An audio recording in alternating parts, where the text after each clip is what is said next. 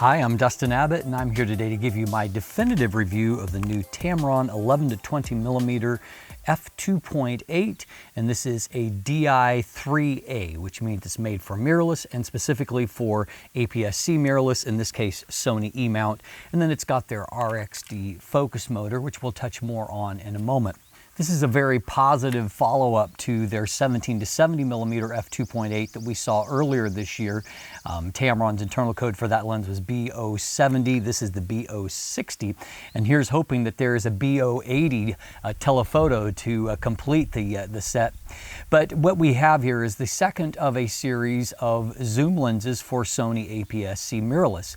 In some ways, it seems like we're following a pattern that Tamron developed when they came to full-frame Sony mirrorless that started with the 28-75mm f2.8 RXD, and then they followed that up with the 17-28mm f2.8 RXD lens, which is kind of what this lens corresponds to. And then eventually they brought the 70-180mm f2.8 RXD to give them a fast trinity of zoom lenses. I would love to see something similar happen here, but what we do have is a nice wide-angle counterpart to the very excellent standard zoom in the 17-70mm f2.8. This is a lens that really is bringing something that didn't exist on Sony in having a kind of professional grade wide-angle, wide-aperture zoom. Closest equivalent lens is the Sony E-mount 10-18mm f4 OS lens. That lens obviously has a similar, though not identical, focal length. It had optical stabilization, but at f4 it had half the aperture size, so not letting in as much light. And while I have not tested that lens perfectly, or personally, by looking at MTFs and the reviews of others, it seems quite clear that this lens is far superior optically. And so this gives us a professional grade zoom here for the wide angle that has weather sealing, a fast maximum aperture, and great autofocus. And we'll break down more of that detail as we move ahead. Now today we're doing the definitive review, which covers everything in detail. If you want a quicker, more to the point review, check out my standard review here instead, and you can get through it quicker that way. Today's episode is brought to you by Phantom Wallet, the minimalist, modern wallet that sets you free from a bulky traditional wallet while also making it easy to access your cards and money when you need them, thanks to their unique fanning mechanism. Visit phantomwallet.com to check out their unique sizes, styles, and finishes that span from aluminum to wood to carbon fiber. You can even customize your wallet with new accessories like a money clip, cash holder, ID display, and even the Chipolo tracking integration if you're the kind of person who loses their wallet. Use code DUSTIN15 for 15% off when you're ready to check out. We're going to start by taking a look at the build, handling, and the design of this lens and highlighting some of its features. Let's jump in and let's look closer at it.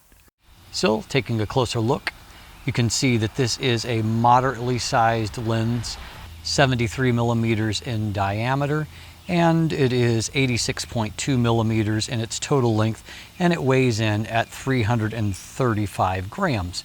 And so really, compared to the 17-70mm, this is a much more moderately sized lens. Now you can see up front it does come with the lens hood here. The lens hood is a petal-shaped lens hood. It's not super deep, as you can see, but like many wide-angle lenses, the lens hood itself does go quite wide. And so my one criticism of this lens hood is that when you reverse it for storage, you end up with an extra bit of width in there. So this lens is not internally zooming. It does extend a little bit when actually zoomed to the 11mm position, and it's at 20mm when it is fully retracted. We've got about 2 centimeters of extension, barrel extension, when that takes place. Like other recent Tamron zoom lenses, there's 2 separate minimum focus distances, which we will cover as a part of our image quality section, but you can get considerably closer at the 11mm minimum focus distance than what you can at the 20mm minimum focus distance. Now this focal range runs from about the equivalent of 16.5 millimeters on full frame out to 30 millimeters when it is fully zoomed out, so it gives you some versatility in how you frame. Not a lot going on here on the barrel. There is no external switches or features here. There are just the two rings. In this case, unlike the 17 to 70 millimeter, the zoom ring is actually the closest one, and the manual focus ring is out towards the edge. The manual focus ring here has a little bit of a nicer feel than what did on the 17 to 70 millimeter, and just moves a little bit more smoothly with a little bit better damping. The zoom action here is just fine, nice and smooth, no issues there. I know that many of you would have preferred and do prefer internally zooming lenses, but I will say just anecdotally that I've heard very little feedback from various viewers or readers when having issues in getting dust in their Tamron zoom lenses designed for Sony, and I've owned a number of them for years and have had no issues myself. Part of that is because we've got a nice thorough weather sealing, and so it starts with a gasket here at the lens mount, and then there are various seal points all throughout the lens and a flooring coating up front. A total of 7 different seal points plus the flooring coating, which gives you a professional grade of overall weather sealing and really a professional grade build, even if there isn't a lot of metals in the construction outside of the mount and some internal construction. There are 7 rounded aperture blades inside, a little bit lower blade count, and that helps you to get nicer sunburst or sunstar effects. Overall, everything works as it should here. It is, a nice looking lens, even if it is not particularly feature rich. And so as you can see, for the most part, all good here. I mean, it's a nicely constructed lens, and my experience in owning a number of Tamron's Sony E-mount zooms, some of them getting very heavy use, is that they've held up just well. I mean, there's no scratching on the barrel. Everything is held up. I have no dust inside. Weather sealing seems to be doing the job. And so certainly a welcome addition on APS-C as well. I do find this lens to be a little bit better match for APS-C bodies than what the 17 to 70 millimeter was, and that lens was, on the large side, I would say. And of course, if we see a telephoto zoom from them, it's probably going to be larger still. And so this lens is in many ways the most convenient to bring along. It's probably going to be a great option for those of you that do travel and you want something wide angle, maybe to augment a standard zoom. And so very intriguing from that perspective. I've been really positive about everything equipped with an RXD focus motor to this point. That's not going to change. Let's dive in and take a closer look at autofocus performance. So let's talk autofocus. I'm actually filming right now on the A6400 with the B060, or the 11 to 20 millimeters right now.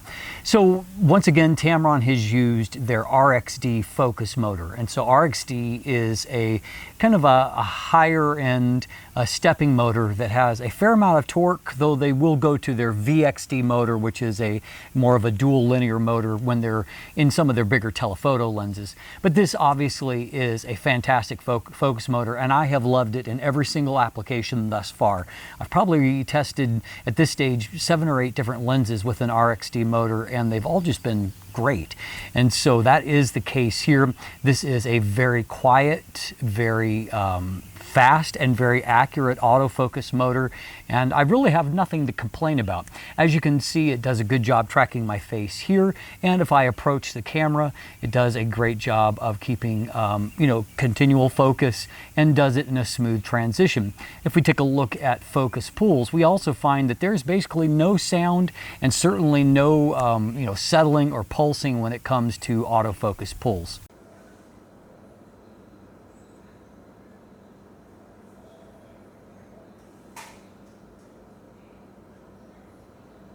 Other thing worth noting there is there's just a minimal amount of focus breathing, so this is a usable lens for that kind of application as well. And so, as far as just, photographing different things, a wide angle lens, a lot tends to be in focus at the same time unless you're very, very close to your subject. But even when I got very close to my subject, I felt like it did a good job, delivered accurate autofocus. And as you can see from this just casual shot of my daughter in a Zoom meeting, like everybody these days, that did a good job of tracking her eye even when her face was turned away, and delivered a very, very well focused result. So, at the end of the day, this is a great autofocus system and another great application in this lens. Nothing to complain about on the autofocus front. And so as you can see, I mean, nothing but But good to say on that front, RXD does its job once again. Great autofocus here, and you're going to be very happy with that performance, whether you're shooting stills or video on this particular lens. So a lot of good things to this point, and that of course leads us to our discussion of the image quality and the question of whether or not this lens is, you know, a good counterpart to the excellent 17 to 70 millimeter when it comes to its optical performance. Let's dive in, let's take a look. All right, let's take a start by taking a look at the difference in the framing at 11 millimeters versus 20 millimeters. And so you can see that while you don't have like a tremendous amount of zoom range, you certainly have a lot of options when it comes to framing scenes, and you know, all throughout the wide angle spectrum. Now, one of the questions I often get when reviewing APS-C lenses is, ironically, how do they work on full-frame cameras? Now, in the case of Sony E-mount, it is kind of universal across APS-C and full-frame, so you can mount this lens on a full-frame camera. As you're going to see, however, this is what the APS-C crop looks like. So on my Alpha 1, this is in APS-C mode. If I put it into full-frame mode, this is what you see. And so all of this black area is what we call a mechanical vignette, in that it's area that the image circle from the lens does not cover the sensor, and so you have this blacked out area. So if I were to crop away the edges of that blacked out area, and you could still actually need to go a little bit deeper. You can see there's just a little bit of darkening left in the corner. But the point is that there really isn't a significant difference that remains. It is ever so slightly wider, but this is a lens that's designed for APS-C, and it's not like flirting where it's just barely doesn't cover the full frame image circle. It's significant. And so I would buy this if you are an APS-C shooter, and there are a number of good alternatives if you are a full frame shooter. So how about vignette and distortion? This is often where a lot of wide-angle zooms get killed, but fortunately there's nothing too egregious here. You can see that there is some fairly typical barrel distortion to start off, but as you can see on the right, now I will note this is a manual correction because I want to actually see how well it corrects, not just use a clever profile. I will note, however, that just due to the quirk of Adobe products just being updated, there actually is already a profile that does a pretty fair job already out there in software, and of course in camera you get JPEGs and video covered. But you can see that the distortion pattern is linear enough that even with a manual correction I could get a good clean end result. This is about a plus 11 in terms of that distortion amount, and then a 48, plus 48 to remove the vignette, and I move the midpoint over to 0 so it comes out nice and linear. A pretty good correction, really, but neither one of these things is ridiculous at all. As is fairly typical, the distortion pattern slips to a pincushion distortion towards the telephoto end of that, and so you can see that it is a milder amount of distortion in general, but once again, it is linear, so it corrects well. Vignette is reduced down to, it's less than a plus 30, about a plus 28 that I needed to correct for it, and so that's actually quite mild, less than a stop and a half in the corner, and so, you know, unlike many wide-angle lenses, vignette is not a terrible issue with this particular lens. Now for these chart tests where I look at resolution and contrast, this is going to be done on a Sony a6400, so 24 megapixels, and I do the magnification here at 200%. And so that is obviously puts it under higher scrutiny than what you're going to do in the real world, but it also helps us to really see any kind of lens flaws.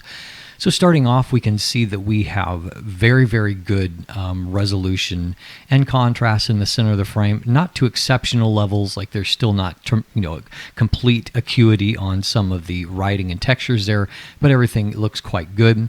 The mid-frame is also good, though, as the MTF suggests, there's a little bit of a dip there, and but it still looks quite good.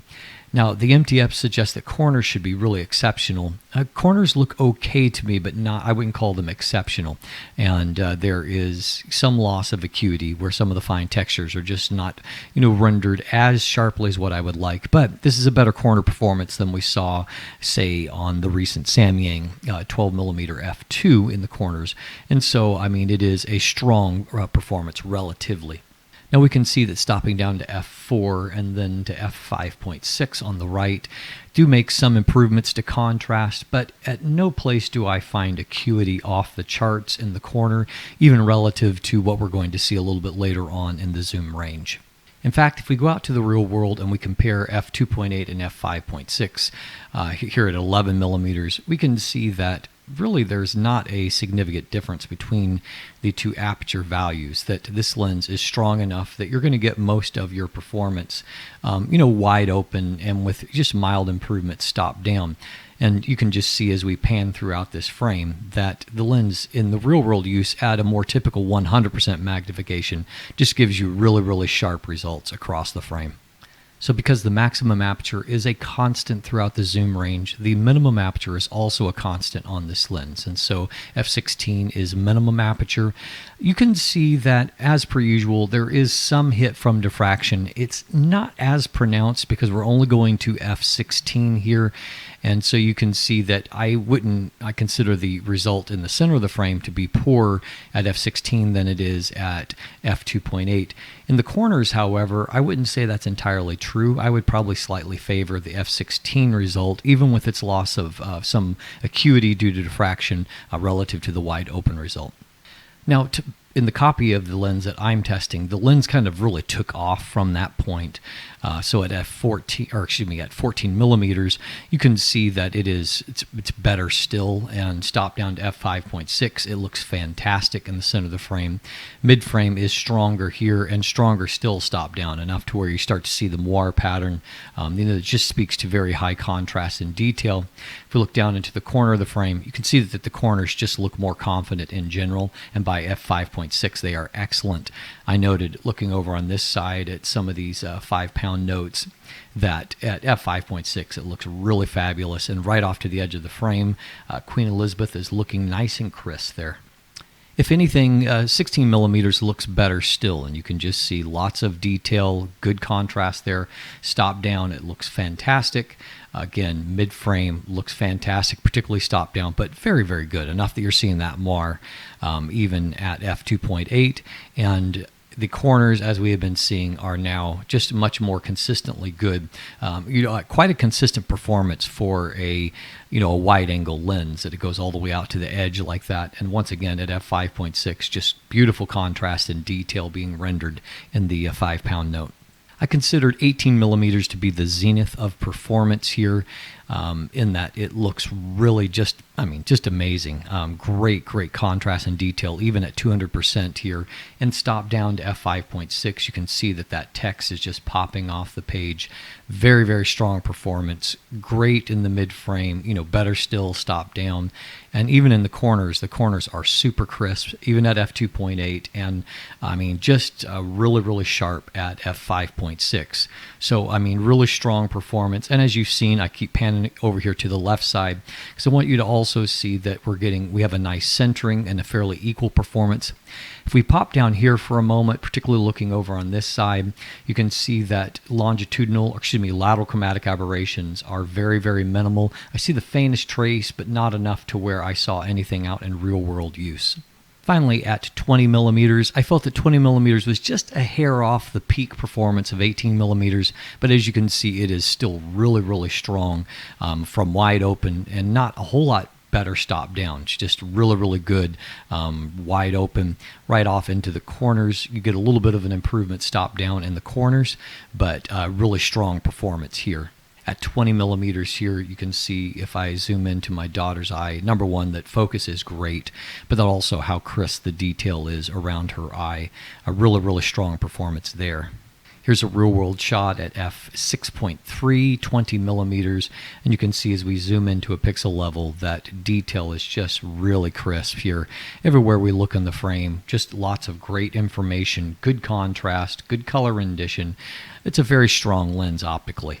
So I noted earlier the two minimum focus distances. You can see here, I showed you how close I had to get to do this. It's almost impossible to light your subject when literally your minimum focus distance is about 2 centimeters, 3 centimeters from the end of the lens. And that's without the lens hood attached. And so if you attach the lens hood, you literally have just about 5 millimeters, half a centimeter left. And so it's really impossible to light your subject well. And, detail here is okay, but as, not to be unexpected, you have a pretty narrow plane of focus here because of field curvature. If we switch over to 20 millimeters, the magnification isn't as high as you can see here, but just much more practically useful. A very flat plane of focus, which is nice to see, and then also really, really nice detail here up close. And so, that's really my preference in many situations. It's just more practical to use. Now you can see here I've managed to get, closer obviously to this little tiny thing sticking up out of the grass at 11 millimeters versus 20 millimeters. But you can see that in both cases the detail is nice, and bokeh quality looks nice here as well. I was really impressed with the amount of detail on this 20 millimeter shot. If you go into a pixel level, you can see that it's just really rendered with great contrast, detail, and color there. And the bokeh quality also looks pretty decent for a wide angle lens. The lone slip up here is that flare resistance, though Tamron touts it as being good and also it having their second generation B-bar coatings, which are typically excellent, they tout this as having good flare resistance. That isn't really what I saw. While it's true that in some cases, if you can avoid the ghosting artifacts, there's not a tremendous amount of veiling or loss of contrast. But what you can see is the ghosting artifacts are there at f2.8. And if I stop down to get a nice sunburst effect, you can see that those ghosting artifacts just become more pronounced. That's at 20 millimeters. In some cases, it's worse at 11 millimeters. At 11 millimeters, you get more of the effect in the frame. And so we've also got kind of this circle effect taking place, the ghosting artifact. And in this case, you can see that I have a pretty old-fashioned looking, blown out area in this corner due to some flare effect and some fairly broad, green blobbing here of a ghosting artifact that frankly is almost impossible to clean up. And so that's my least favorite aspect of the lens. Finally, on a more positive note, chroma performance is quite good here. In the center of the frame, we see nice, crisp, round stars, the way that they should be. And as we move off towards the edge, there is some stretching and elongating in certain areas, but no kind of development of wings. And overall, it's still a star-like impression. And so this certainly is a useful lens for astrophotography and shooting the night sky without getting a lot of chroma marring that end result. And so the takeaways are overwhelmingly positive with only one negative, and that is that the flare resistance isn't quite as superior as what I would like it to see. But outside of that, we have got very consistently good image quality throughout the zoom range that in many ways is not only superior to previous zoom lenses, but it also in this case is better than a number of the primes that you might compare it to at equivalent apertures. And so a very, very strong optical performance, which Tamron is showing that they are very capable of pulling off in a zoom lens. So a lot of great things to look to there, and certainly if you are looking for a lens like this, a wide-angle zoom lens, there's nothing really there to discourage you from purchasing it from an optical point of view. And so that brings us down to the price point on this lens. And this lens is retailing a little over $800 US. Obviously the price varies from market to market. And I know that in some of your markets, Tamron lenses, at least initially, tend to be a little bit overpriced relative to some competition. In this case, this is a lens that I think is less about price and more about merit. Put simply, this is the best wide-angle zoom I think that's available on Sony E-mount. And so I think it's worthy of a premium price. And while that's obviously not an exceptionally high price, it's certainly no cheaper than what, say, the Sony 10-18mm f4.8 lens. They're priced very, very similar, within $30 or $40 in the US market of each other, with the Tamron actually being the slightly more expensive lens. But as I noted, this is really the professional grade option here. And so if you're looking for great optics and a weather sealed, high performing lens in terms of its functionality, this is the lens to get.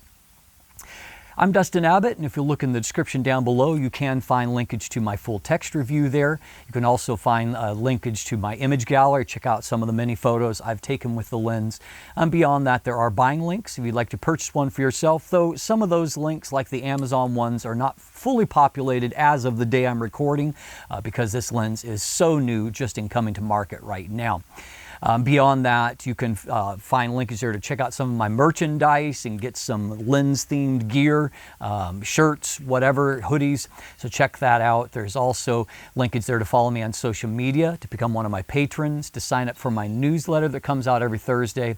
And if you haven't already, please click that subscribe button right here on YouTube. Thanks for watching. Have a great day, and let the light in.